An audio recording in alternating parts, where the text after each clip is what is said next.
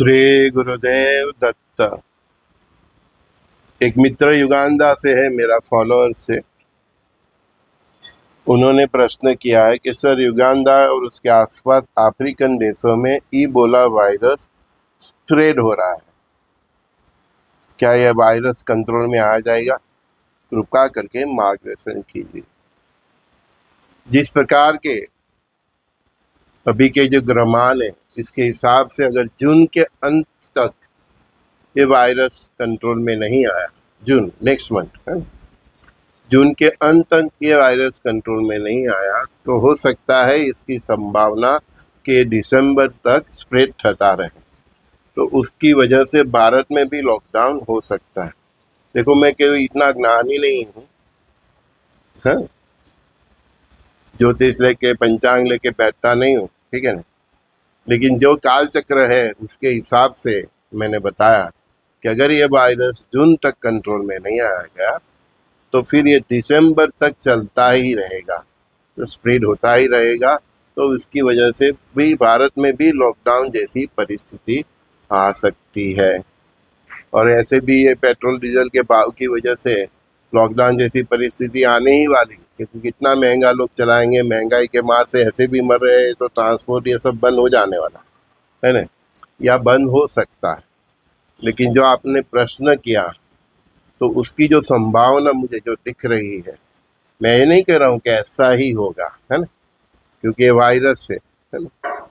तो फिर ये वायरस अगर जून तक नहीं अटका तो दिसंबर अंत तक या नवंबर दिसंबर तक उसका प्रभाव पूरे विश्व में फैल जाएगा, और उसकी वजह से भारत को भी लॉकडाउन जैसी परिस्थिति देखनी पड़ सकती है। तो वैसे भी मैंने तो अपने सभी सखाओं और मेरे भाइयों बहनों माताओं को बोला ही है कि प्लान भी रेडी रखिए। जिसके पास प्लान भी रेडी होगा तो साल भर का अनाज होगा, साल भर घर चलाने के पैसे होंगे, और पेट्रोल डीजल के भाव से जो 1.5 टाइम्स आपका घर खर्चा बढ़ रहा है, तो इसके हिसाब से आपका अगर घर खर्चा अभी 30,000 रुपये महीने है, तो 45,000 मल्टीप्लाई बाई 12 मंथ, 5-6 लाख रुपया हुआ, तो आपके 5-6 लाख रुपीस आपको घर में कैश रखनी पड़ेगी, बराबर।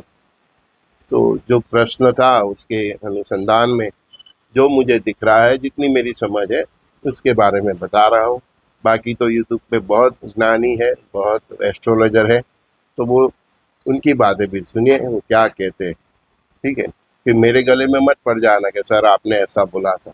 आपका प्रश्न था तो मैंने बताया कि जून अंत तक ये कंट्रोल में आ गया तो ठीक है, नहीं तो इसका प्रभाव दिसंबर तक जा सकता है, और उसकी वजह से भारत में भी लॉकडाउन जैसी परिस्थिति आ सकती है। जितने भी भारतवासी हैं सुख सात्विक जीवन जीते हैं, जिनका चरित्र अच्छा है, तो उनको डरने की जरूरत नहीं है। बस आप खूब भजन कीर्तन कीजिए, अपनी ऑरा बनाइए, हो सके तो महादेव के साथ कनेक्ट रहिए। मेरा जो मंत्र है परमात्मा ने जो मुझे दिया है, ओम शिव आदि शिव महाशिव सदा शिव शंकराय नमः, ये मंत्र का हो सके उतना जाप कीजिए, माला कीजिए, बता। वो मंत्र आपको ग्रहण करना है तो भी आप मुझे बताना, मैं आपको दीक्षा भी दे दूंगा। तो यही एक मंत्र जो है भगवान ने, ये जो महाकाल का जो महातांडव है 2032-34 तक का, तो उसमें बचने के लिए एक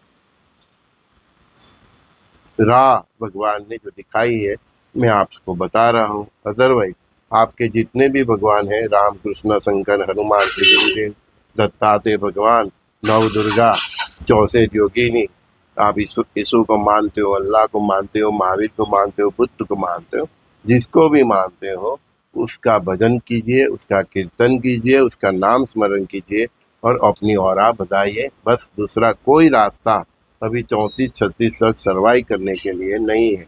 आपने कितना भी पैसा बचा लिया, कितना भी अनाज स्टोरेज कर लिया, गाँव सूरत शहर से बाहर आपने कोई आशियाना भी बना लिया, लेकिन ये आध्यात्मिक कवच आपका नहीं होगा तो आप शहर के बाहर होंगे तब भी आप सुरक्षित नहीं होंगे। वो बात आप समझ लेना।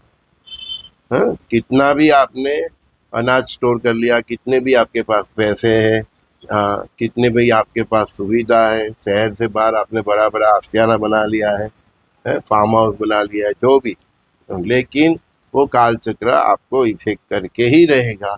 अदरवाइज आपके पास नाम जप का या सुख सात्विक जीवन का चरित्र का बल नहीं है, उससे बनाई ही औरा नहीं है। संजय दत्सिका प्रातःकाल के सत्संग में सभी दोस्तों को भावी के एहसान उसकी संभावना में सबको स्वागत है। श्री गुरुदेव दत्त।